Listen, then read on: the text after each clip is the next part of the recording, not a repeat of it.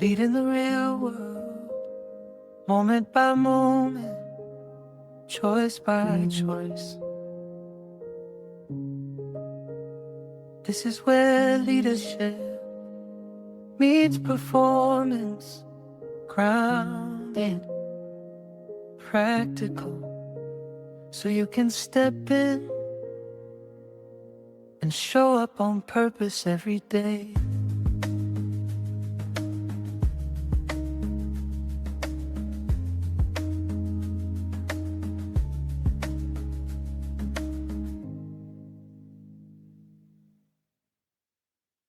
I'm Kent Vaughn. I'm Sam Bracken. And I'm Rick Timlick. Hey, we're so excited to have you with us here with Clear Performance Coaching, where we are every day helping leaders become excellent coaches who create exceptional or extraordinary results. That's the whole end in mind. Coaching's great, but if it's not helping you get better results, what's the point? So we're very excited to talk to you about our topic today. It's the fourth topic in our Clear Performance Coaching cards, the fourth category, and that is coachabilities. Coachability, because frankly, not everybody's coachable. In fact, Sam, the very first point is something you say all the time, and that is only coach the coachable, right? If you want to guarantee a life of misery and frustration, try to coach somebody who's not open to coaching. I like to say, if you know everything, you can't learn anything. You know, it's like when you're using a sports analogy, there's the truly greatest players of all time had natural ability, grit, and tenacity, but they also were constantly improving. They were coachable, and your talent only takes you so far. And if you don't understand that, you're going to hit walls, and you're not going to make the progress you can make in your life, in your career. I agree. The only thing I'd add is, coachability starts with a desire. You actually have to have a desire to want to get better. You have to have the humility to say, there's opportunity for growth. You've got to be able to be held accountable. And really, this is the part that always captures me. You have to have a willingness to learn. I can't tell you how many people I've coached late in their career that just are stuck saying, I've learned all that I can, and I'm not willing to learn more. Well, I know that coaching engagement is going to be difficult. Yeah, they get all stodgy and stuck, right? Yeah. And they just think they know better. And I'm like, well, you know what? What if you're wrong? What if you're wrong? What if you think you had it all figured out and you're wrong? The interesting thing is most people underestimate is the world is changing rapidly around us. And if you're not constantly learning and adjusting and being flexible, you can't take advantage of the dynamic factors and forces in the marketplace today. And even in your own personal life, your life is changing. It's dramatic. Yeah. The funny part, like the three of us were athletes in our younger lives, and I don't think that we would say coachability is about raw talent. It's about being receptive to that feedback, receptive to being open. Some of the most talented people I've seen in different sports endeavors, they plateau because they thought, I'm going to defend my current identity instead of adapting. Right. Or they give up, Rick. They give up. So they're quiet quitters like we talked about last time. They've reached a level of satisfaction. They give up and they just stay and they don't grind. They don't continue to grind on learning and adjusting and getting new behaviors. This is a long race. This race doesn't end. Your life is a lifelong pursuit. And when you give up on getting better, you lose the edge. You lose the edge in your life. What do you think, Ken? Years ago, there was a figure skater who had won silver in the two previous Olympics. And about 2 months before the next Olympics, where she was fully expected to win gold, she fired her coach. I don't remember why she fired the coach, but she fired the coach. And she hired her dad, which is kind of interesting because he had not been an Olympic level figure skater, but she hired him. And about 2 weeks before the Olympics, she fired him. And so she went to the Olympics without a coach and was just totally dissatisfied with the coaches. And as you would guess, she didn't end on the medal stand. She didn't get bronze, silver, or gold, even though she was fully expected to win gold. This is the prime example of if you think you know it all, if you think you have all the answers, you're not going to be open. You're not going to be listening. You're not going to be caring and curious. And you are going to top out far sooner than you probably should have. You could be the smartest guy in the room to a certain point. But even then, I work with a lot of great leaders who've been the smartest guy in the room since they were 12, right? And they've never been challenged. But even then, they reach the limit of their progress. And if you got one person thinking to solve a problem that's really bright, that's awesome. But if you got two and three and four trying to say, if you got two and three and four people trying to solve the same problem, you're typically going to do better because you'll have 4 or 5 energy sources trying to direct themselves at solving the problem. It's going to be the, what do we call it? It's not the law of diminishing returns. It's the law of exceptional returns. When you get a really bunch of smart people around one problem trying to fix it with their different perspectives and their different ways of thinking, the likelihood of you achieving a better result is far greater. And people lose that because of pride and ego. One of the biggest obstacles and barriers of having the desire to get better or being coachable is huge pride and ego. They enter the room. You can always tell when the pride and ego enters the room before the person. The pomp and circumstance. I am here. I'm gifting you with my presence. And, oh, I am myself. They talk about themselves in third party, in third person. Right. They talk about themselves in third person. Well, the Sam coach, he's incredible, and he does this and that. And I'm always on guard for stuff like that. Totally. Well said. I love what you said about gaining the benefit of all the intellect in the room. My youngest son, he finished a degree in mechanical engineering at a great university, full ride, finished the top of his class, and he went to work for a huge tech company. And he was talking about, he now finally was somewhere where he felt like everyone was as smart or smarter than he was. I said, I'm really glad that you're there. And I said, here's the thing you need to remember. Even if you are the smartest guy in the room, let's say that you have 10 other people in the room, and let's say they're only 90% as smart as you. And you tout your wisdom and your knowledge, et cetera, you're going to lose some of that 90% from each person. Maybe they get down to 40 or 50% of their willingness to share. And think about what you could add. You could add 10 people at 900 basis points of intellect, let's say, at 90%, versus one person at 100. And you get a lot more with 900 basis points of intellect than you do with 100 basis points of intellect, and a lot of different perspectives, which is exactly what you said. And I think he was really surprised that I told him that. It's like, hey, you got to remember, even if you are smart, and we've all worked for one or two of those guys that thought they were the smartest guy in the room, and maybe they were, but they cut out everybody else. And everybody else finally said, hey, we're just going to do what you want to do, whatever. We're tired of arguing about it. We're tired of bringing up ideas. And you go, what? Yeah, but... So you just check out. And that's exactly what happens if we're coaching someone or trying to coach someone who's not willing to listen, or if we're the coach who has all the answers versus what coaching is really about is getting the answers out of them. This isn't mentoring where you say, oh, I've done this and this, and you should do that as well. This is completely about them and getting it out of them. Yeah, it's funny you say that. I know there's an old quote or expression that says, if you're the smartest guy in the room, you're in the wrong room. Yeah. The only thing I'd add to that is you're in the wrong room for growth, right? It doesn't mean you're around the wrong people, but if you want to grow, if you want to be challenged, you want to really drive towards something beyond what you've already accomplished, you've got to be going into other rooms that have really smart people in it. Yeah. And let's not mistake this for if you're in charge and you have a hard decision to make and you're surrounded by people that, are telling you, are giving you examples on how you should move forward. Let's not underestimate. Sometimes you need to make a decision, take everybody's input, make your own decision. And if it's your stewardship to be in charge, then you execute on the decision. So it's like, we're not trying to make you helpless and always depend on everybody, but read the room, take advantage of people's intelligence and their contribution.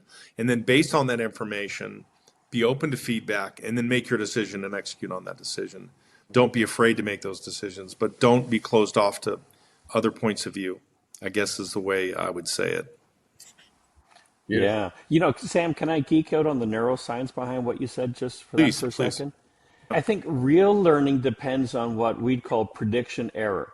So if I keep doing this same result, I can predict that or if I do the same action, I can predict the result, right?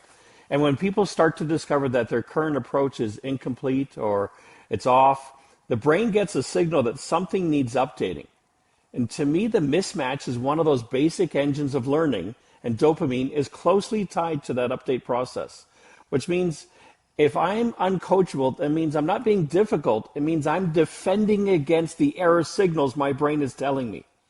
And that experience, that correction, operates as a threat towards me, not information.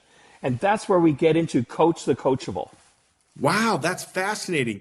And I think you use some of this thinking and this kind of information to help us create our coachability assessment. Why don't you tell us about what that thing's all about? I did, yeah. Coachability to us, it's tied to openness to feedback, tolerance for discomfort, and really that growth orientation we talked about. So when you do your assessment, that criteria reflects your desire to improve, your openness to feedback, your emotional stability, and your ability to learn and grow. Like together, that creates different perspectives. That creates initiative on your part to want to grow.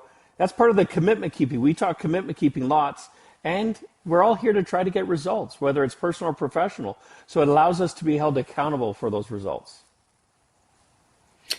I love this coachability assessment. It's 10 questions, really simple questions. You rank yourself on a scale of 1 to 10 to see how coachable you are.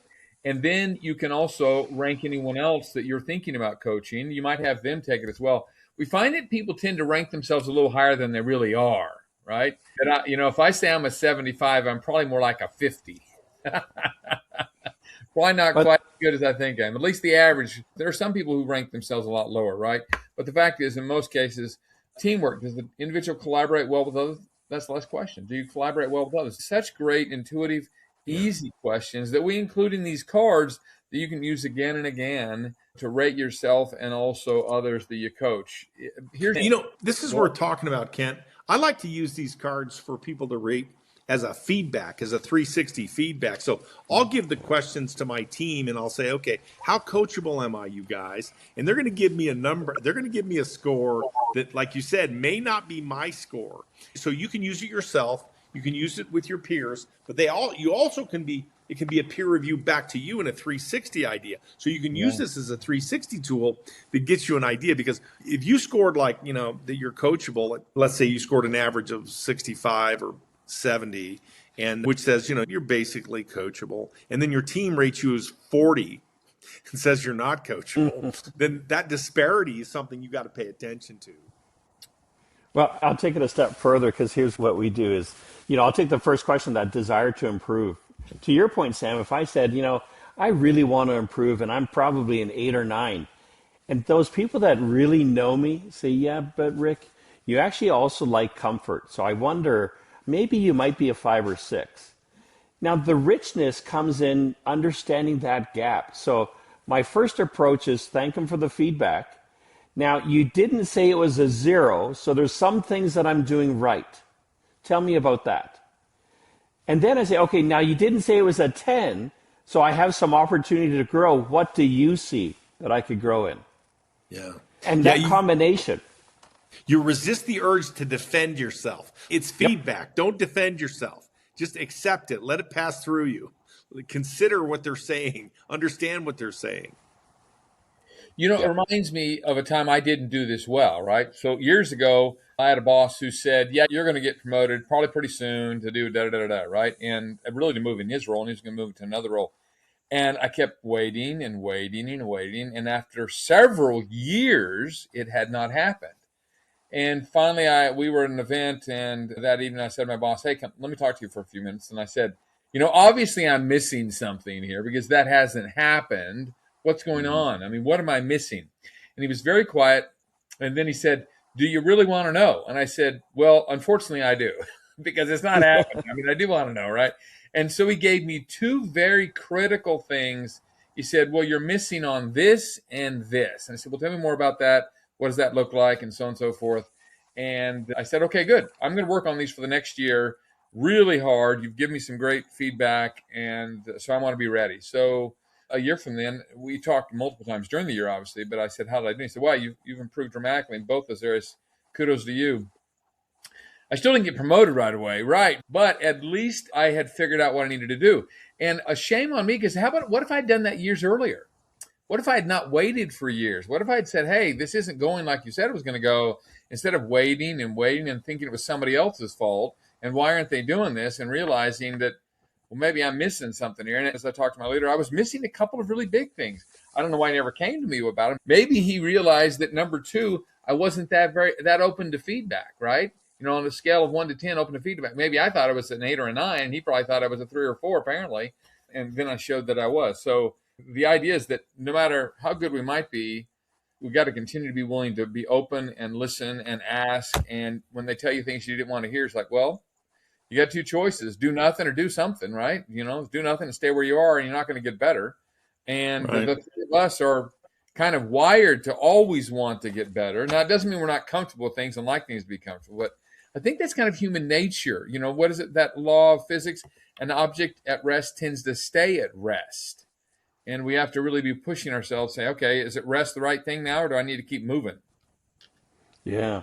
There's an aspect of what you said, Kent, that I think is worth highlighting. You also went in that meeting with a good degree of emotional stability, and that's right within one of our cards as well. And that matters because if you went in there flooded, if you went in there defensive, if you went in there with your ego very high, that conversation likely could have went very differently, right? But you moved into listening and understanding mode, and I bet that was part of the secret to that conversation. Yeah, it's part of our learning journey to be assessing our own selves and look for feedback. I mean, it's one thing for for us to give people feedback, but it's another thing for you to initiate, hey, how can I get better? And it's that humility to say, how can I get better? And then to grade yourself and have others grade you, that makes a big difference. I oftentimes with leaders, when we're talking about their talent pool and their leadership bench strength, I say, if you were to grade them on results, on potential, on people skills, on emotional intelligence, on their ability to regulate and inspire others, like what would you collectively give them as a grade? And you would not believe the scores that come through. If you just put it through a filter, if you just put these things through a filter and you assess it, you think you have really solid leaders, and then you realize that, well, I got 40% of them are average to poor. And then I want exceptional results. I got to help these guys get better. So it really helps us as we do that. It's interesting you talk about humility. Sometimes we choose humility, and sometimes humility is thrust upon us, right? So true. My example, it was thrust upon me, right? I chose it only because it wasn't obviously working what I was doing. And so, it was thrust upon me. But, then even when it's thrust upon you, what do you choose to do about it? Do you choose just to get mad and get upset and this isn't happening? Or do you say, well, all right, this isn't working. What am I going to do differently, right? And I love in some of the future cards when we talked about, certainly about bouncing back from setbacks and failures, that, the idea of what could you do? What should you do? What will you do? We'll talk about those questions a lot in the future. Some of my favorite questions in the whole world, because there are a lot of things you could do, but, and some things you should do, but what are you actually going to do about it? Which to me, that's the wonderful thing about this assessment. Help people start with folks that are open and willing to coach. You can't coach everyone on your team all at the same time. You don't have time. And you can't coach them the same way either, Kent, because they're different. It's like you can't parent your children the same way because you're different and they're different. As you age and as you make progress, you have to. It's almost like just in time. The idea of just in time, quality.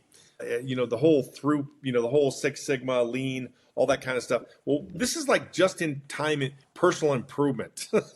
You gotta understand what's going on in the circumstance with each individual, and they're all different. So we might need to pivot with some people to help them become their best self. And being a good coach helps you do that. And I like to start that kind of concept when I'm coaching someone with a clear agenda. When you sit down with someone and you say, okay, we're going to start a coaching relationship. You're coachable. You have the desire. We've established that they have a desire. You have the desire to get better and to be coached. Then we say, okay, what do we want out of coaching? What's our agenda?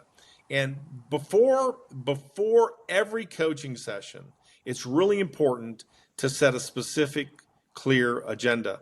And my advice here is not to have a long, elaborate, detail-filled agenda. We're talking 3 or 4 points, and they're clear and they're concise, and you move on. And then the next time you visit, you revisit that agenda. And then as you make progress over time, you may adjust the agenda. But if you don't set the agenda, it becomes random rabbit hole diving. You just dive into all these rabbit holes and all these challenges without a structure or a framework, and it can be challenging, way past your ability to handle it too. So it's just something to Yeah. consider. And we all have maybe different versions, but they're all similar to those three questions. For me, it's usually, what did you expect to happen over the past couple of weeks? What actually happened? And then what did you learn and what do you want to commit to? Yeah. I always love to have some probing questions. Hey, how'd it go? What'd you learn? Whatever. And after I spend time really diving in, listening with all my senses to try to understand what they're telling me and what they're experiencing, my favorite question is, what are you going to do about it? So what are you going to do about it? So based on that learning, that success or failure, based on whatever you're sharing with me, what action will you take moving forward? Or what commitment will you make? Yep. Yep. Hugely. How much do you guys think trust and kind of connection to the individual plays into your coaching engagements? You want to answer that, Ken? I can answer it if you want. I mean, it doesn't matter. Go ahead. Go ahead, please, Sam. Trust is absolutely critical. Without trust, you can't coach anybody. Trust is, and this is why we say connection. Like you need to care about someone, you need to be curious, and you need to be connected. You can't be connected to someone if they don't trust you. More than half the battle as a coach is to get people to trust you, to share with you how they really feel and how they're really thinking. Because what they're going to do through your curiosity, and especially if you're in a position of authority over them, is they're going to try to give you the answers you want to hear, right? What do you want to hear? And you can't let them do that. You're like, I want to know what you really think. I really want to know what you really feel, because, and you start with feelings. You really want to know how they feel, because if you understand how they feel, it naturally can progress to understanding their thinking behind their feeling. And that's really an important critical step for us to gain trust. But they won't offer that to you if they don't trust you. So this is why we say you have to earn the right. You have to earn the right to coach someone because they trust you. And that gate of trust, really is opened by the door of understanding. We can't emphasize enough to all of the listeners here, all the people that are trying to be great coaches, your first and best tool is to listen, to understand. Dr. Covey had it right, man, when he said, seek first to understand, then be understood. He knew the order of things, and it's really, really critical that we understand people's situation. And the more time you spend with understanding, the better you're going to get, the more you're going to get insight, and the more they're going to trust you. The more they're going to trust you. And I like to say, and what happens is, here's what happens in reality. Someone will have a triggered response, or they'll be mad about something. They'll have very high emotion. And we like to say, meet high emotion with high understanding. Because if you meet high emotion with high emotion, it's a disaster. It's a complete disaster. Yeah. But if you meet high emotion with high understanding, the emotion reduces, and then you can separate feelings from facts, and you can get to solving the problem. But you can't do that if you're just super high emotion. And when you put triggers on top of this, where people get triggered because of whatever reason, it makes it even worse. So Right. This is where the tools and skills of listening and understanding makes all the difference. And if we had that assessment, it gives us some understanding of the person we're coaching. Some people, when you give them feedback, they perceive it as a threat right away, and they're down in their limbic system, right? That response is fight or flight or freeze. But to your point, when they feel understood, it starts to move out of that limbic system up into my frontal cortex. They're Right. less likely to protect the ego. They're more likely to process the challenge productively. What we say is psychological safety lowers defensiveness, and it increases openness to learning. Boy, that is super well said. Really well said. I really like that. And you get out of the you move out of the crocodile brain, and you move into the enlightenment brain, which is your cognition, where free will lives. Free will lives. I don't know how much free will we have in the crocodile brain, because that's just surviving, right? It's just a response. It's just a response. But if we want to move toward our intention or the concept of manifestation, I'm reading a book right now called Mind Magic. It's a neuroscientist guy talking about the power of manifestation. And you got to get out of the crocodile brain to manifest anything. It's interesting. All of these things it's why I find these cards so helpful, because one of the cards in this category about coachability is earn the right to coach. And it talks about listening to understand versus the old listening to respond, which is so helpful because you got to confirm that you understand where they're coming from and their perspective before you can coach anybody. And then on the back, it's got some really great watch outs and some powerful questions. And I find that so helpful. When I'm meeting with someone, it says, try to avoid rabbit holes. Remember, you're not a counselor, you're a coach. Be patient and hold off the need to interrupt people. And what I find with most people is that they're not nearly as quick to respond as I am. I'm an instant responder. And you need to just kind of close your mouth, count to 3 or 4, whatever it is. In fact, I was reading a book several years ago about listening. They said, ever how long you think is the right amount of time to listen and wait, double it. Wait even longer for the response. You think, well, if I give them a couple seconds, that's enough. Okay, then give them 5 seconds or 10 seconds or whatever. And then when you hear them out, and it's a time to talk, you've got some great, powerful questions like, what would motivate you to change? What would you like to have in the future? What's keeping you from fulfilling your dreams? You don't have to use all those, but now you've got to, at least after you've let them talk and they've shared about their concerns, now you've got something to actually say that's not just your own, something you got to come up with. And we've set you up with some powerful questions and, of course, a QR code with a 90-second video to watch. Every single card has got one of these on there. It's got these questions and watch outs, and it's got the videos, which I find very helpful. In fact, sometimes I just show the video to people. I was with a group last week, and I had them all watch the video. And then we talked about it. It's the videos, they all have Sam on there. They're great videos, just short and to the point. And people are like, oh, okay. So it's not just me talking as well. They're hearing from somebody else. I highly recommend this simple format to help you be a more effective coach. Yeah. I will say it's a little awkward when I'm coaching people and I show a video of myself. Like, well, I had some good ideas I put down on a video. Let me share with you. That's funny. Yeah. Sometimes what I do, Kent, is I'll actually hold up the earn the right to coach as my humility indicator. And I just try to say, look, I'm trying to get better at this. And I just want you to know that I'm a little clunky sometimes, but I really care, right? And I'm just trying to step into that space. As we come to the conclusion of this podcast, I think the thing that's really important to understand for all of our listeners is that you don't have to be perfect to be a coach, right? But you do need to be open to be a coach. You need to be coachable yourself.